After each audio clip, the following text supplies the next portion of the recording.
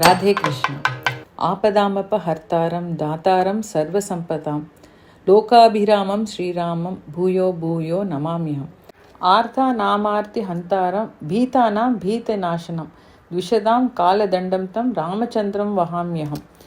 ஆபத்துக்களிலிருந்தும் சகலவிதமான பீதிகள், ஆர்த்தங்கள், அதாவது கஷ்டங்களிலிருந்தும் நம்மை காப்பவர்கள் எத்தனையோ பேர் இருக்கலாம். இராணுவம் காப்பாற்றும், காவலர்கள் காப்பாற்றுவார்கள், அப்பா அம்மா கூட காப்பாற்றுவா. ஆனால் இவர்களால் எல்லாம் சர்வவிதமான சம்பத்துக்களையும் நமக்கு கொடுக்க முடியுமா? அது ராமபிரானை அல்லாது வேறு யாராலுமே நமக்கு ஆபத்துக்களிலிருந்தும் காப்பாற்றி சம்பத்துக்களையும் கொடுக்க முடியாது. மரியாதா புருஷோத்தமன் ராமனை பற்றிய காவியம் ராமாயணம். அதை நம்ம இத்திஹாசம்னு தான் சொல்கிறோம். இத்திஹாசம்னா இப்படி நடந்தது. ராமனுடையனே கூடையே இருந்து வால்மீகி அதை நடந்தவாறு எழுதியிருக்கிறார். அதுதான் இத்திஹாசம். நம்ம தப்பி தவறி கூட அதை இந்த பிரிட்டிஷர்ஸ் சொன்ன மாதிரி மைத்தாலஜி அப்படின்னு சொல்லக்கூடாது. இத்திஹாசம். ராமாயணம் ஒரு இத்திஹாசம், மகாபாரதம் ஒரு இத்திஹாசம். இரண்டுமே நடந்ததை நடந்தவாறே. எத்தனையோ அதில் டிபேட்டபிள் போர்ஷன்ஸ் இருக்குது. இன்னி வரைக்கும் அதை பற்றி பட்டிமன்றம்லாம் நடத்துகிறோம். இருந்தாலும் அதையெல்லாம் இன்னைக்கு நியூஸ் எழுதுறவா வேணுங்கிறத எழுதுவா, வேண்டாத எழுத மாட்டா இல்லையா? அந்த மாதிரி இல்லாமல் நடந்ததை நடந்தவாறே எழுதியிருப்பது ராமாயணம், மகாபாரதம். அந்த காலத்தில் பிரிட்டிஷ் அவளால் they can't think beyond 2000 years. அதனால் 5000 years, திரேதா யுகம், 11,000 years எல்லாம் அன்இமேஜினபிள் வாழ்க்கை. ஸோ என்ன சொல்ல ஆரம்பிச்சிட்டா, மைத்தாலஜி, மித்துன்னு என்ன? Story. Is it a story? Ramayanam பற்றி நம்ம தப்பி தவறி கூட ஸ்டோரின்னு சொல்லக்கூடாது, மைத்தாலஜின்னு சொல்லக்கூடாது. It is not a myth. என்ன நடந்ததோ அது அப்படியே எழுதப்பட்டிருப்பது தான் ராமாயணம். அதே மாதிரி யாராவது நீளமாக பேசினா ஒரே ராமாயணமாக இருக்கு இவாளோட அப்படின்னு சொல்லக்கூடாது. ராமாயணம் ஒரு அற்புதமான மரியாதா புருஷோத்தமன் ராமனை பற்றிய காவியம். சிறை பிடிக்கப்பட்ட சீதையை பற்றிய காவியம். அதுக்கு ஆக்சுவலாக சீதாயனம்னு தான் பேர் வச்சிருக்கணுமா. ஏன்னா மொத்தமே சீதையின் ஏற்றம் தான் அதில் கூறப்பட்டிருக்கிறது. ஆனால் ராமாயணம்ங்கிற பேர் தான் அதுக்கு நிலைச்சிருக்கு. முக்தி தரும் க்ஷேத்திரங்கள் 7. அதில் முதலாவதாக இருக்கிறது அயோத்தியா. அயோத்தியா, மதுரா, மாயா, காசி, காஞ்சி, அவந்திகா, துவாரிகா. இந்த 7 க்ஷேத்திரங்கள் தான் முக்தி தரும் க்ஷேத்திரங்கள். அயோத்தியா தான் அதில் முதல். அயோத்தியாங்கிறது யாராலையுமே வெல்லப்படாதது. வைகுண்டத்துக்கு இன்னொரு பேர் அயோத்தியா. இப்பேற்பட்ட இடத்துல தான் ராமர் ஜனனம் எடுத்திருக்கார். ராம ஜன்ம பூமிங்கிறது அயோத்தியா. வேத வேத்யே பரே பும்சி ஜாத்தே தசரதாத்மஜே வேத பிராச்சேத சாதாசித் சாக்ஷாத் ராமாயணாத்மனா. அது மகாபாரதத்தை பஞ்சமோ வேதக, 5வது வேதம்னு சொல்லுவார்கள். ஆனால் ராமாயணத்தில் ராமனே வேதமே ஒரு உருக்கொண்டு அது நடந்தால், தசரதனுடைய ஆத்மஜன், தசரதனுடைய புத்திரனான ராமன் வேதமே உருக்கொண்டு நடந்தால் எப்படி இருக்குமோ அதுதான் ராமாயணம். என்னை பற்ற வேண்டும்னு கண்ணன் சொல்வார். ஆனால் சக்ருதேவ பிரபன்னாய, நண்பன் என்ற வேஷத்தோடு வந்தாலும் நான் அவனை கைவிட மாட்டேன் என்று ராமனை பற்றி சொல்லுவது ரொம்ப சுலபம். நம்மளே பார்த்துருக்கோம். விபீஷணனை அவர் ஏத்துண்டது தன்னுடைய பத்னியான சீதையை அபகரித்து கொண்டு போன ராவணனின் தம்பி. ஒரு சந்தேகமே படாமல், பரவாயில்ல அவன் வேஷமிட்டு வந்திருந்தாலும் நான் அவனை ஏற்றுக்கொள்கிறேன் என்று சொல்வது ராமன். ராமன் ஆண்டது வெறும் இந்த நிலம் சூழ்ந்த பூமியை அல்ல, நற்பண்புகளான சாம்ராஜ்யத்தை ஆண்ட ஒரே அரசன் ராமன். மொத்தம் 16 உயர்ந்த பண்புகள் அப்படின்னு சொல்லப்படுகிறது.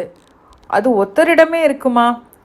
இருக்கு என்கிறார் நாரதர் வால்மீகியிடம்.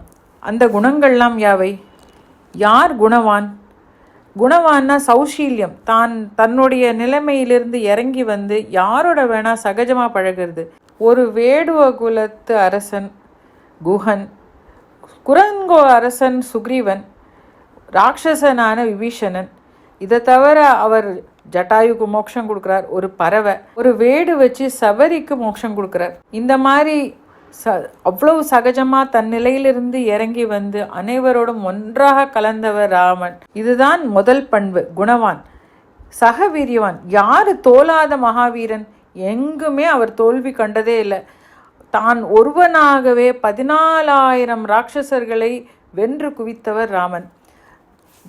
தர்மஜ்ஞஸ்ச, தர்மம் அறிந்தவர். கிருத்தஜ்ஞஸ்ச, செய் நன்றி மறவாதவர். சத்திய வாக்கியம், அவரை விட சொன்ன சொல் மாறாதவர், சொன்ன சொல்ல காப்பாற்றினவர் யாராவது இருக்குமா? திருடவிரதர், எடுத்த செயலை எப்பேற்பட்ட உறுதியுடனும் செய்து விடுவார். சாரித்திரேன கோயுக்தக, தன்னுடைய நன்னடத்தை நல்லொழக்கம். ராமனை விட யாராவது ஒரு எக்ஸாம்பிள் நம்மளால் காட்ட முடியுமா? பல தாரங்கள் இருக்கக்கூடிய அந்த காலத்தில் ஒரு சீதைக்காக எங்கேருந்து எங்கே நடந்திருக்கார். நாசிக் பஞ்சவட்டியில் அவளை அபகரிச்சுட்டு போன அப்புறம் எங்கேருந்து எங்கே இலங்கைக்கு நடந்து போய் அவளை மீட்டு திருப்பி கொண்டு வந்தார். சர்வபூத கோஹித, அனைவருக்கும் ஹிதமே நினைக்கக்கூடியவர். ராவணனுக்கு கூட இன்று போய் நாளை வாங்குறார். ராவணன் தன்னுடைய தவறை உணர்ந்திருந்தால் அன்னைக்கே அவரை மன்னிச்சிருப்பார். வித்வான் யாரு? ராமன் தான். வித்வான் கஹ, அனைத்தையும் அறிந்தவர். வித்வான்கள் எல்லாம் சாதாரணமாக என்ன சொன்னாலும் அதில் ஒரு குற்றம் கண்டுபிடிக்க ட்ரை பண்ணுவா. ஆனால் ராமன் குற்றமே பார்க்காதவர், அப்பேற்பட்ட வித்வான். யார் சமர்த்தன்? நெளிவு சொலிவு அறிந்தவர். அவ்வளோ அழகாக பேசுவாராம், எல்லாத்தையுமே அவ்வளோ க்ளீனாக பிளான் பண்ணுவாராம். பிரியதர்ஷனக, எல்லாரோடையுமே பிரியமாக இருக்கக்கூடியவர். ஆத்மவான், யார் அனைத்து ஆத்மாக்களையும் தன்னுடையவனாக ஆக்கி கொண்டவர். நான் மனித பிறவி என்கிறார், மனிதன் மாதிரியே கஷ்டப்படுறார், மனிதன் மாதிரியே நடக்கிறார். ஆனால் எப்படி அந்த ஜட்டாயுக்கு மோட்சம் கொடுத்தார்? எப்படி சபரிக்கு மோட்சம் கொடுத்தார்? ஜிதக்ரோதகன், யார் தன்னுடைய குரோதத்தை வென்றவன்? ராமன் தான். எங்கேயாவது கோவப்பட்டு நம்ம பார்த்துருக்கோமா? துதிமான், உலகத்துக்கே ஒளியாக விளங்குவன். பாருங்களேன், இத்தனை ஆண்டுகள், எத்தனை பல்லாயிரக்கணக்கான ஆண்டுகள் கழித்தும் எத்தனை தடவும் வேணால் ராமாயணம் கேட்கலாம். நம்ம ஒரு தடவை நமக்கு ஒரு மாதிரி அது அர்த்தம் புரியும். 530 வருஷம் கழிச்சும் மக்கள் போய் அதே இடத்துல ராமனை வணங்கி இன்னைக்கும் ராமன் தான் நம்ம எல்லாரையும் ஒன்று சேர்க்கிறார். அனுசூயை, அவருக்கு பொறாமையே கிடையாது. தேவர்களும் பயப்படக்கூடியவர் ராமபிரான். இதில் வால்மீகி தான் ராமாயணத்தை ஒரிஜினலாக எழுதினவர். அதுக்கப்புறம் வந்த பல பேர்கள் பக்தியாகலை, பாவனையோடு நிறைய எழுதியிருக்கலாம், நிறைய அவர்களுடைய கற்பனைகளை சேர்த்துருக்கலாம், நிறைய பாவார்த்தங்களாக இருக்கலாம். ஆனால் ராமாயணத்தை ஒரிஜினலாக நடந்தது படி எழுதினது வால்மீகி தான். அதனால் அதில் ஒரிஜினலில் படிக்கிறச்சே நிறைய நமக்கு நம்ம சீரியலில் பார்த்ததோ இல்லை நம்ம வேறு எதுலெல்லாமோ படிக்கிற கதைகளுக்கோ வேறுபாடு இருக்கும். அதையெல்லாம் தொடர்ந்து அனுபவிப்போம். ஏற்றத்தாழ்வுகளை தாண்டி, ஜாதிகள் வித்தியாசங்களை தாண்டி ராமன் எல்லோரோடும் ஒன்று கலந்தவர். இன்றைக்கும் அது எப்படி நிரூபணமாகிறது?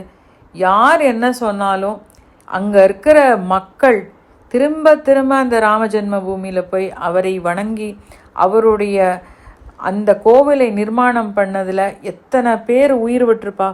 இதில் ஜாதி வித்தியாசம் இருந்திருக்குமா? இல்லை ஏற்றத்தாழ்வுகள், பணக்காரன் ஏழைங்கிற ஏற்றத்தாழ்வு இருந்திருக்குமா?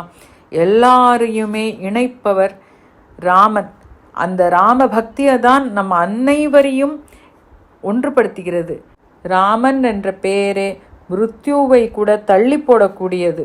ஜன்ம வியாதி ஜரா விபத்தி மரணைஹி அத்தியந்த சோபாத்ரவம் சம்சாரம் சவிஹாய கச்சதி புமான் விஷ்ணோஃப் பதம் சாஸ்வதம். இதில் ராமாயணத்தையும் ராமனின் ஏற்றத்தையும் வால்மீகி பகவான் விவரிக்கிறார். ராமாயணமே நமக்கு இந்த ஜென்மத்திலிருந்து முக்தியை அளிக்கக்கூடியது.